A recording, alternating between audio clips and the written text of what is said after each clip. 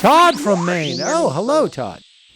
I wanted to talk about, I think it was last Friday, Mike was talking about the Paul LePage scandal that was going on right now. Yes. And I just wanted to... Yeah, well, let me just get everybody up to speed. In fact, I interviewed Mike Tipping, who has written a book about Paul LePage. And apparently Paul LePage met over the course of, I believe it was 9 months, 8 times with a group of sovereign citizens, knowing full well who they were. They apparently had even told him that we're on the FBI terrorist watch list.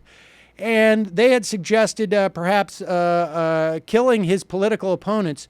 It became so bad that Paul LePage's own advisors, his own lawyers, had to bring him a 5-page brief saying that all these things that the sovereign citizens are talking about is total bunk. They actually had to basically perform an intervention.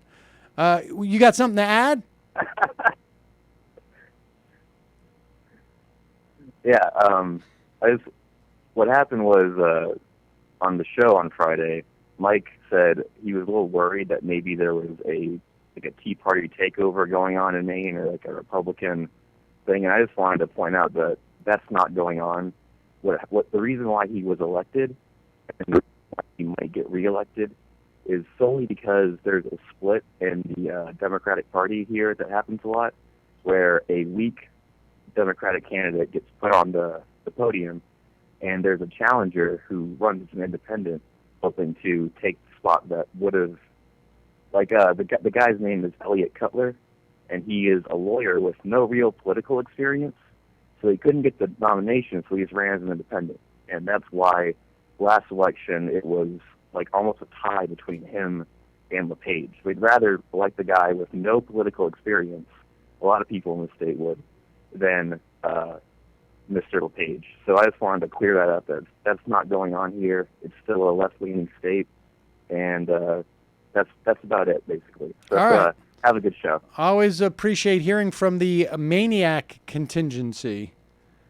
Yeah, I mean, no, that makes total sense. All I was saying was actually because of that split, because of these guys like Elliot Cutler and Angus King and whatever Maine's fixation is on basically these conservative Democrats who run as independents, at least in the governor's race, it gave an opening for this guy. Yeah. And I also think a couple years ago, there was a lot of right-wingers elected to the legislature as well. So you had, it is a relatively left-leaning state, but they got a lot of power. And LePage is mind-blowing. He might be the most...